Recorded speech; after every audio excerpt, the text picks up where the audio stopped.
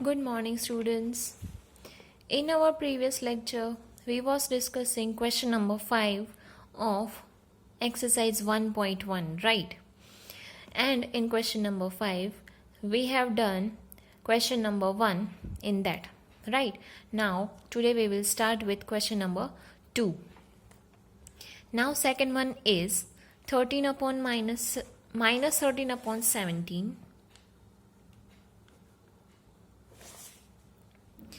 into minus 2 upon 7 is equal to minus 2 upon 7 into minus 13 upon 17. So this is the number. Now we have to check which multiplication property here used. Now see, if suppose I am taking this number as A, right, and this number as B. So you can say here A multiply B, right? And here B multiply A. You can see both the numbers the same, only orders change, right? You remember this type of property we done ago. Suppose I am taking 2 multiply 4. Okay, 2 is A and 4 is B. So 2 multiply 4 will be 8, right? Now take B first. 4 multiply 2. Now this will be also same number, right? So we done this ago, that we change the order of the numbers, but the answer remains same, right? So this type of property called commutative property, right? Or we can say commutative identity. So question number 2 is commutative property. Now third, minus 19 upon 29 multiply 29 upon minus 19 is equal to 1.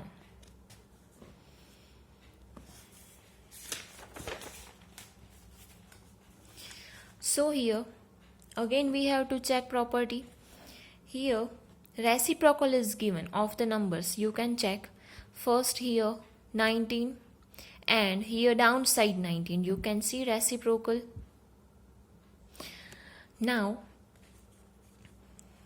after multiplying them, answer is 1. You can see here. So this is called multiplicative inverse. If you remember that we done, if any numbers multiplication we do, and if reciprocal is given, that is multiplicative inverse, right?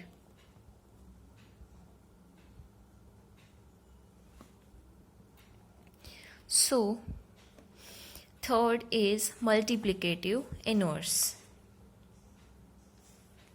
In that topic of multiplicative inverse, I explain you about this, how 1 is compulsory in this multiplication. So now our question number 5 over here. Now coming to the next question, question number 6. Question number 6 is multiply 6 upon 13 by the reciprocal of minus 7 upon 16. So here we have to multiply 6 upon 13. So 6 upon 13 by reciprocal of minus 7 upon 16. So 6 upon 13 multiply reciprocal of this number will be 16 upon minus 7. Remember that numerator and denominator both change their place. Now after multiplying this number, 16 multiply 6 will be 96, right? and upon 13 multiply 7, 91, but the sign of minus. So this is the question number 6. Coming to the question number 7, tell what property allows you to compute 1 upon 3 multiply into bracket 6 multiply 4 upon 3 as 1 upon 3 multiply 6 and multiply 4 upon 3. So now we have to check again which property here. So here you can see 3 numbers given, right? Suppose I am taking 3 numbers as A, B and C, right? So I am multiplying first A multiply B and then I will multiply with C is equal to A multiply B and C. So here I am multiplying first B into C and then I will multiply with A, but both the answer will same, right or not? This type of property we learned in our introduction part, right or not?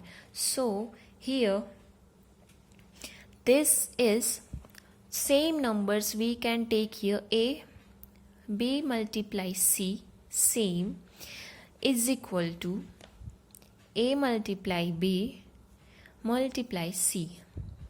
A into B into C and A into B into C. So you can say this is associative property, right?